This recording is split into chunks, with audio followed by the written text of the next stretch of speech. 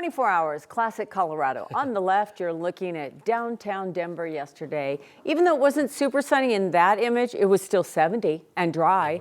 And today, we're in the 30s, and it's been snowing all day long.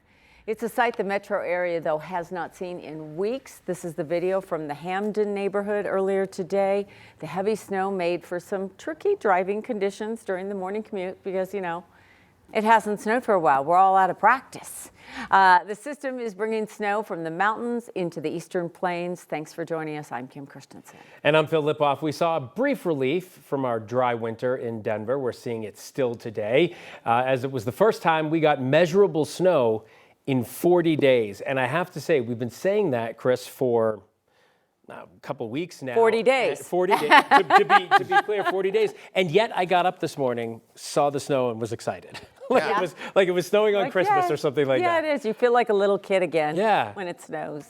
Totally understandable. I think Denver just gave up snow for Lent. I think that's what happened, right? 40 days. So really was. Did really see that snow break for a while. But the good news is we got not only the snow out of it, but I'm going to explain this in just a second. The water inside that snow is extra valuable. Our wettest day in over 6 months for us across the Denver area. And starting to see some of these totals get into the double digits in the foothills, already about a foot in Genesee, Netherland getting close as well. By the way, Eldora, the ski area there, looks like based on their snow stake, they've picked about 18 inches of snow.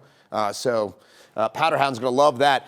4 inches officially at the airport. That was as of noon.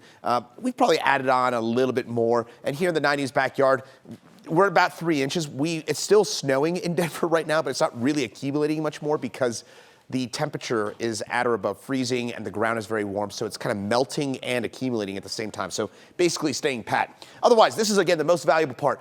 Tired at this point is the fact that it finally snowed for the first time in 40 days. What really matters is this. 0.37 inches of rain. Why is that significant? That is more water than the previous 55 days combined. So we finally are getting beneficial. This is not a drought buster, to be clear, but this is a drought denter. And so that matters. And that is probably, to me, the big takeaway from this snow. Also, kind of lower impact, right? Roads staying mainly wet, so we're getting the water without the headaches. Eastern Plains, though, there are certainly some headaches out there, and certainly in the mountains and foothills as well. That snow, mostly, again, not accumulating in Denver at this point, just a little bit on those colder surfaces. And that snow already melting off in Fort Collins and in Greeley right now. Still got those winter storm warnings and those winter weather advisories. More details on that forecast in just a few minutes. But once the things over to Amanda Gilbert, who's in Jeffco. I believe you're at the base of the foothills there, Amanda, on I-70. How are those roads looking? Is it still just wet? And are you noticing that snow accumulating, or is it mostly just kind of holding pat right now?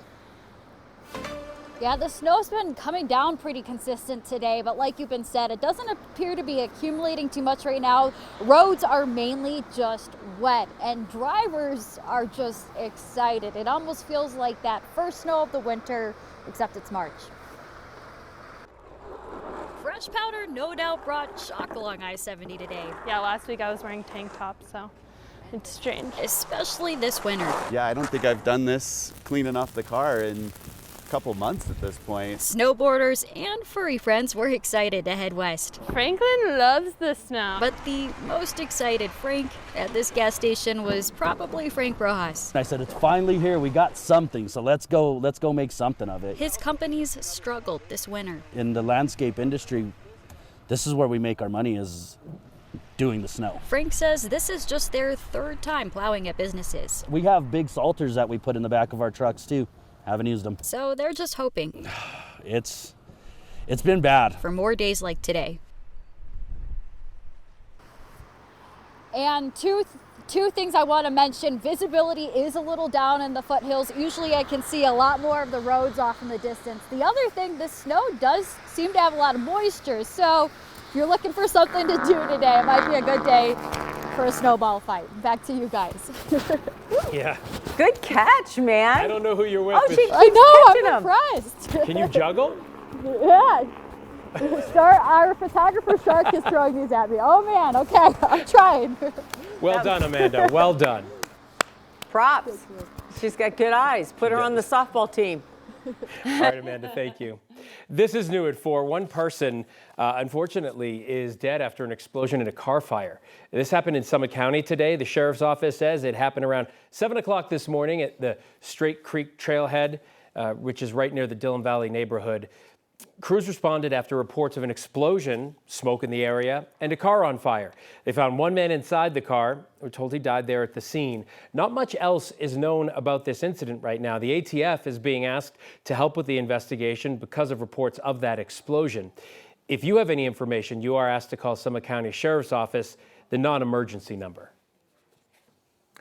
We all adored Dom Ponder. That's what head coach Deion Sanders said on Instagram today, posting pictures as the CU football team met with the Ponder family earlier this week at Folsom Field. Today, Coach Prime addressed the media for the first time since quarterback Dom Ponder died in a car crash over the weekend. He posted to social media shortly after the deadly crash happened, but this was the first time we heard his thoughts out loud. And 9 News reporter Evan Krugel was there.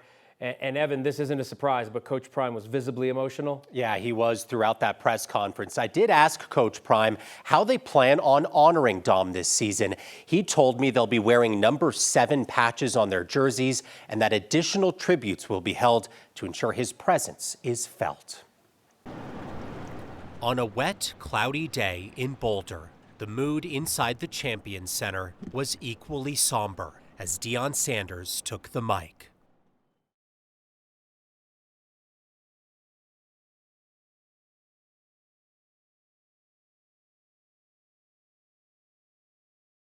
An emotional Coach Prime spoke for the first time publicly since the passing of 23-year-old quarterback Dominic Ponder, who passed away early Sunday morning after losing control of his car on Baseline Road.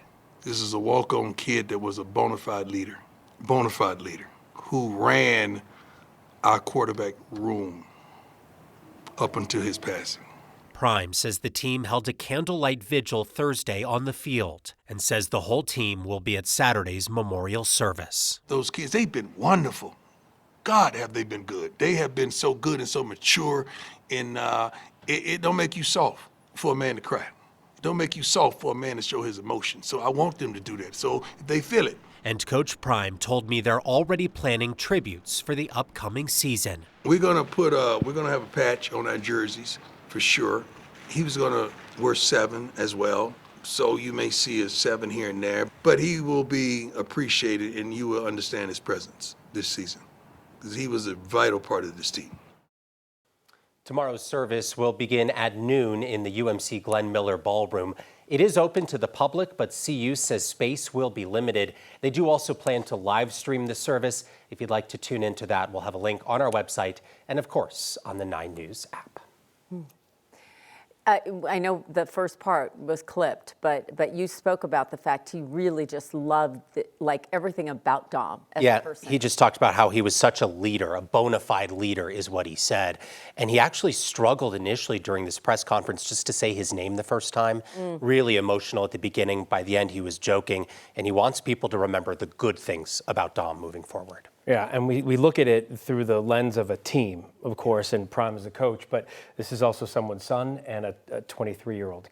Big loss. I'm glad he encouraged them, though, to cry, too. That's important to teach our young people. Show emotion. Got it. Thanks. Thanks, Evan. The company behind a mix-up that put diesel in regular gas delivered to stations across the Denver metro area was just issued a fine from Colorado. $365, $1 for every gallon of bad gas sent to 49 gas stations. That bad fuel created a mess for drivers, causing cars to sputter and shut down and costing them hundreds and thousands for repairs. And now, today we learned it was human error that created that mess at the HF Sinclair's terminal in Commerce City. A worker at the facility left a valve open during a pipeline delivery of diesel that sent that gas into a tank with regular fuel. That contaminated fuel was then loaded into trucks for 16 hours. Fuel carriers noticed the fuel did not appear normal, I guess I should say. It didn't look like regular gasoline as they were delivering it to some of the gas stations. 9 News consumer investigator Steve Steger will have much more in that investigation coming up at 5 o'clock, including the lapse in time that it took the company to notify state regulators. State health officials have confirmed 4 additional measles cases, all linked to an outbreak involving Broomfield High School and Broomfield Heights Middle School. Today's announcement brings the total number of cases, of measles cases, up to 7. The Colorado Department of Public Health and Environment says 3 of the new cases were confirmed in Adams County residents who were not vaccinated. The 4th is Weld County resident who is also unvaccinated. We have a full list of locations and dates where there may have been exposures, and we've put that on our website for you.